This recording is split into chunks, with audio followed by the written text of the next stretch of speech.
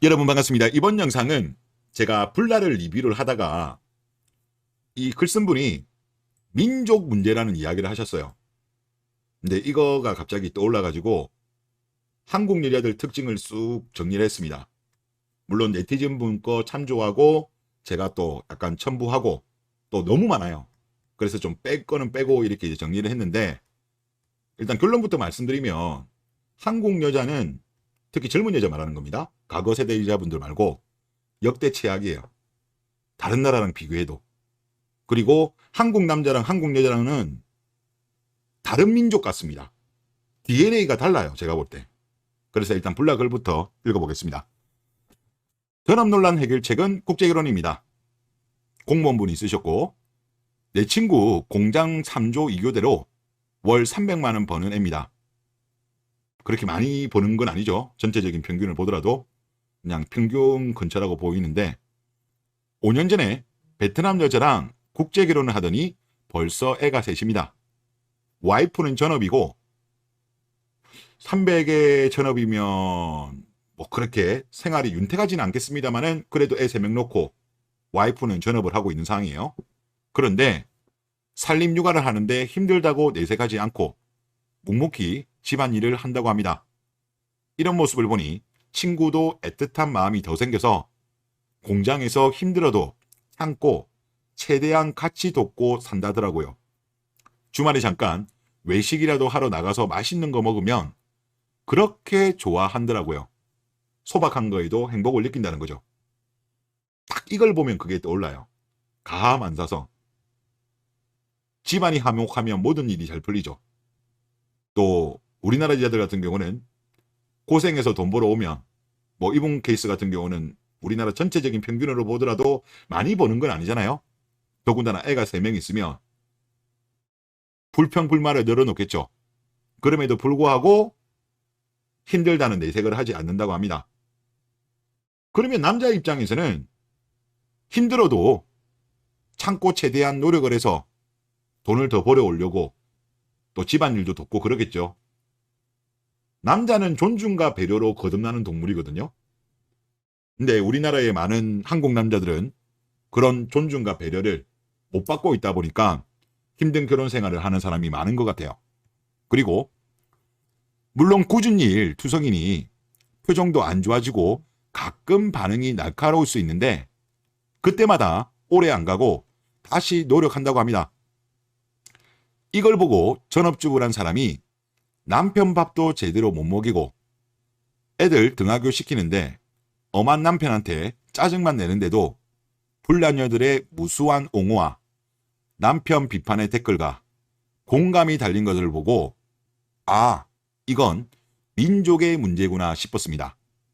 하긴 결혼이 여자에게 손해란 워딩을 대다수 여성이 정설이고 사실인 양 설파하고 다니는 전 세계 어디에서도 찾아볼 수 없는 한국 여성들에게 전업의 난이도를 객관적으로 설명하는 것 자체가 무리수가 아니었을지라고 하셨어요.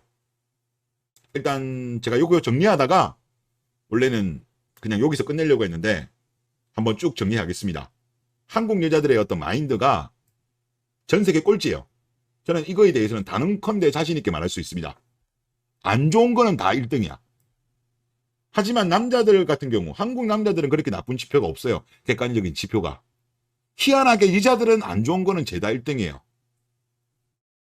또 여자들 중에서 세대별로 봤을 때 과거 세대 여성들, 어머니 때 여성들이 아니라 지금 젊은 여성들이 대부분 다 이래요. 민족이 달라요. 한국 남자와 한국 여자는 다른 민족 같아요.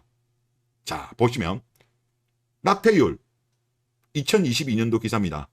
2019년도 OECD에서 발표한 걸로 봤을 때 대한민국이 낙태율 1위입니다. 신생아는 30만 명이 태어났는데 낙태는 그의 3배가 넘는 수치라고 합니다. 이거는 국회에서도 그때 당시 대한산부인과 협회에서 이야기를 했어요. 그리고 임신 여성 중 4명은 낙태를 경험했습니다.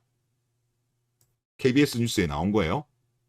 물론 이 중에는 부득이한 경우도 포함되었겠지만 하여튼 물란한 성생활로, 원치 않는 임신으로 낙태하는 여자들도 상당히 많습니다. 그리고 지금 2019년도 기사예요. 10대 성병 환자 5년간 33% 급증, 여성 환자가 81%. 2023년도 8월달 기사입니다. 성병 진료 환자 5년간 269만 명. 왜 이렇게 많아요? 그런데 비중은 70%는 여성이라고 합니다. 유곡을 하는데 유곡을 말만 그러는 것 같아요. 그리고 최근에는 이런 자료들이 안 나오는데 우리나라의 매춘 비율 전 세계 2위입니다. 지금은 조금 떨어졌을 수도 있겠습니다만은 최근에는 자료가 안 나와요. 이런 자료들이. 이게 아마 2010년대 전후로 이런 자료들이 많이 나왔거든요. 최근에는 아마 여성계들이 이런 거를 완전히 차단하고 있는 것 같아요. 1등이 베네수엘라, 경제가 박살난. 2등이 한국, 페루, 필리핀 이런 순으로 갑니다. 일본은 저 밑에 있죠. 만명당 매춘 비율입니다. 그리고 이제 미국에서 이거는 미국 국무부 자료예요. 인신매매 근절 대책 연례 보고서. 2006년도 미국 보건복지부가 성매매 여성에게 지원하는 서비스 건수를 토대로 해가지고 만든 거예요. 2006년도. 그러면 이때가 이제 김지영 세대들이 젊을 때죠. 20대 때. 그때쯤 나이네요. 자, 미국에서 성매매한 외국인 여성 국정별 현황. 한국이 23.5로 1. 2위가 태국 11.7. 3위가 페루 10%입니다. 이 여자들 미국에 계속 있을까요? 혹시 한국에 돌아와가지고 또 조신한 척 하면서 퐁퐁이 만나서 결혼 많이 하지 않았을까? 그런 생각이 많이 듭니다. 그리고 PD수첩에서도 과거에 한국 여성의 성매매 실태를 조명한 적이 있어요. 미국 내 불법 매춘은 한국계가 장악. MBC 뉴스에 나왔던 거예요. 그리고 이것도 2014년도 기사입니다. 26세 이상 여성 일본 워킹 헐리데이 길이 막혔다. 왜? 일부 여성들의 원정 성매매 때문에 워킹 헐리데이를 핑계로 일본의 유흥업소에 취업했다가 적발하는 사례가 워낙 많다 보니까 26세 이상 여성을 워킹 헐리데이를 막은 거죠. 호주도 이런 일이 있었죠. 호주 외국인 매춘 여성 중 한국이 17%, 우리 정부 대사 급파, 단속 요청 기록. 망신입니다. 망신. 그리고 대한민국 주요국 1인당 명품 소비 비용 1등. 작년에 1등 했어요. 2022년도에도 1등 했습니다. 제가 2020년 자료를 못 봤어요. 그 이전 거는 못 찾았는데 2021년 토탈, 2022년 토탈 했을 때는 1등이었습니다. 가소비가 엄청나게 심한 나라예요. 그리고 무고범죄 세계 1위. 일본과 비교해 봤을 때 100배 차이입니다. 물론 여기에서 한국 인구와 일본 인구를 따지면 말도 안 되게 차이가 더 나는 거죠. 정말 부끄럽습니다. 무고범죄 세계 1위. 주로 여자들이 많이 합니다. 그러니까 요즘 남자들이 여자들 뭐 예를 들어서 뭐 부축한다든가 뭐 어려움에 처했을 때도 남자들이 안 도와주는 게 워낙 이런 사례들이 많다 보니까 지금 남자들이 여자를 피하려고 하는 거잖아요. 도와주지 않으려고 하는 거잖아요. 참으로 안타까운 사실이고, 그리고 이거는 2019년도 조사입니다. 20대 여성의 80.2%는 미투 운동을 지지하고 49%는 자신을 페미니스트라고 인식을 합니다. 그리고 다른 조사에서도 보면 본인이 페미니스트라고 생각은 하진 않지만 페미니스트에 동조한다. 그들 활동에 응원한다. 이런 여자들이 상당히 많습니다. 그리고 성별 불공평등 인식을 봐도 이거는 대통령 직속정책기획위원회에서 나온 건데 지금 여성에게 불평등하다라고 생각하는 게 20대 초반 92.4, 20대 중반 89.9, 30대 초반 87.6, 30대 후반 94.2로 나왔습니다. 여자가 불리하다. 피해망상에 쌓여있죠. 지금 오히려 남자가 역차별 받는 것이 아닌가 하는 생각이 많이 들어요. 그리고 우리나라 2030 여성들 물질주의, 신경증이 가장 심하고 감사지수는 가장 낮다. 남과 비교하는 경향도 높다. 불행하게 사는 거예요. 본인들 스스로 자학을 하면서. 그리고 미혼 여성들의 기본적인 마인드가 뭡니까? 양성평등, 남녀평등은 좋지만 결혼 비용은 지금처럼 비페미니즘이죠. 과거보다 나아졌는지는 모르겠습니다만은 아직까지도 남자들이 부담을 많이 하죠. 그나마 변하고 있는 이유가 남자들이 변한 거죠. 여자들이 자발적으로 변한 게 아니죠.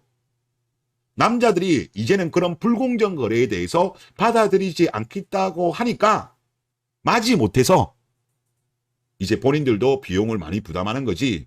기본적인 마인드는 뭐다? 남녀 평등은 좋지만 결혼 비용은 남자가 집, 여자가 혼수. 이 기본적인 마인드는 변동이 없는 것 같아요. 어쩔 수 없이 부담을 더하는 거고.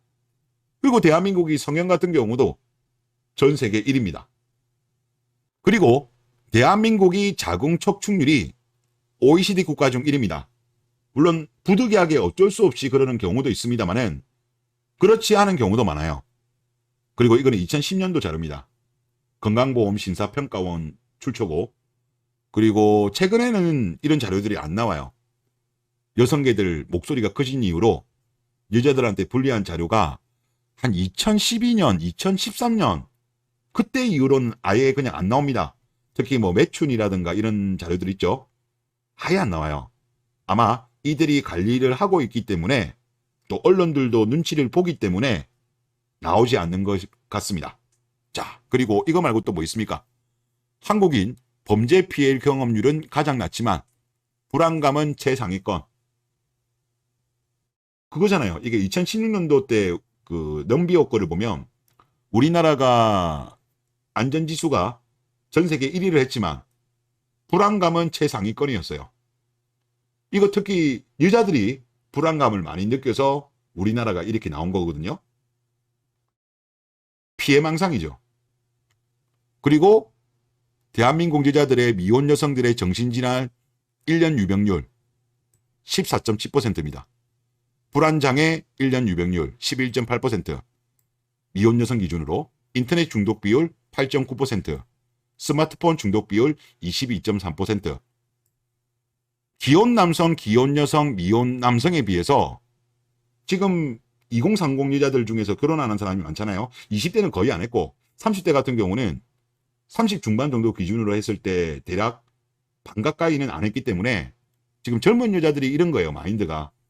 정신질환, 불안장애, 인터넷 중독, 스마트폰 중독 걸린 사람이 많은 겁니다.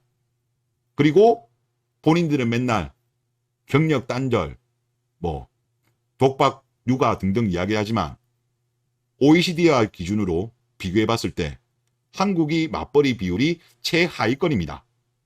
OECD 평균의 절반 수준에 그치지 않는 그런 상태죠.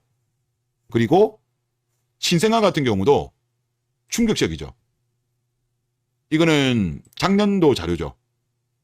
머니투데이에서 단독으로 나왔던 건데 28.5%입니다.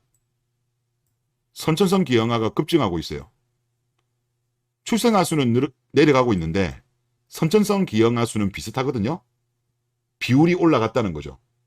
왜? 노산 때문에. 이 이유가 가장 큰 걸로 보고 있어요. 그리고 대한민국 여자들이 결혼하지 않는 이유?